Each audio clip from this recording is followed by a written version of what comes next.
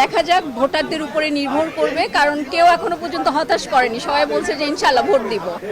শৃঙ্খলা বাহিনী বেশি এই জন্য যে কারণ আজকে শিল্পীদের নির্বাচন এবং সেখানে অনেক তারকা শিল্পী আসবে এবং আম জনতারা কিন্তু দেখতে চায় শিল্পীদেরকে, সেই জন্যই কিন্তু নিরাপত্তা বাহিনীদেরকে আনা হয়েছে। আমার মনে হয় সেটা শিল্পীদের জন্য ভালো। না, আমার কাছে কোনো ধরনের সংখ্যাই নেই। আমার মনে হচ্ছে এইভাবেই নির্বাচনটা পার হবে। এখন আমরা শুধু আশা করছি যে যতই গরম পড়ুক, যাই পড়ুক, আমরা আপনাদের জন্য ঠান্ডা, কোক, শরবত সব কিছুর ব্যবস্থা করেছি, আপনারা চলে আসেন প্লিজ।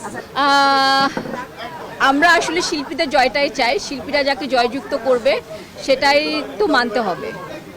হ্যাঁ, যেহেতু আজকে শুক্রবার আর ঈদের পর ফার্স্ট শুক্রবার, এটা এখনও কিন্তু ছুটির আমেজ কাটেনি, এখনও অনেকেই আসেনি। আমরা কিন্তু ঈদের পরপরই একদম নির্বাচনটা আরম্ভ করেছি। অনেকে কিন্তু রাস্তায় আছে, কেউ ল্যান্ড করছে।